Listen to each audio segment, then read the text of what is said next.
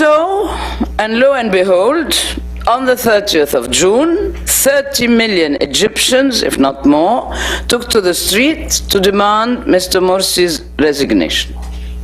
Only in Tahrir Square, where I was, there were about 3 million Egyptians, filled with a sense of hope, especially when the army helicopters were flying all over us and dropped the Egyptian flag. And also when we saw the young policemen, all clad in white, arriving carried on people's shoulders, something that we haven't seen for a year or more since the revolution, because they were reviled and they had left the street, really. So this was the first sign not only of the police rebelliousness, but also of the solidarity with the people. That very morning, I was privy, on the 30th of June, I was privy to an urgent meeting at former Minister Kafrawi's house, and in the presence of Lewa Fuad Allam, for the Egyptians who are here, who was former deputy head of the security forces, and the well-known writer Saad Hagras, and 10 or 12 other people representing labor and peasant syndicates and so on. And we were all wondering why we were gathered there.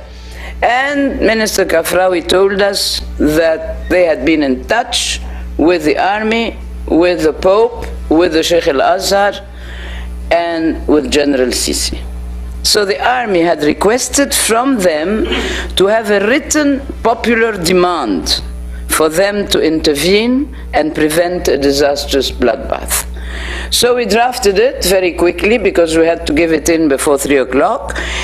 And by phone, we got the approval of 50 other personalities. And such as Tahani Gibali, such as Gaber Nassar, the new head of the Cairo University, and many others of the same caliber, and we had it delivered to the armed forces before 3 o'clock.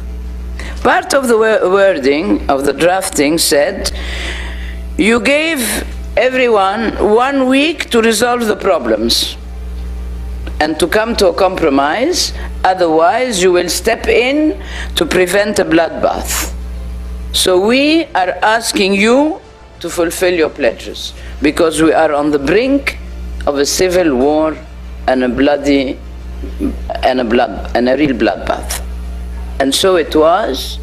By July 2nd, the Morsi era was over.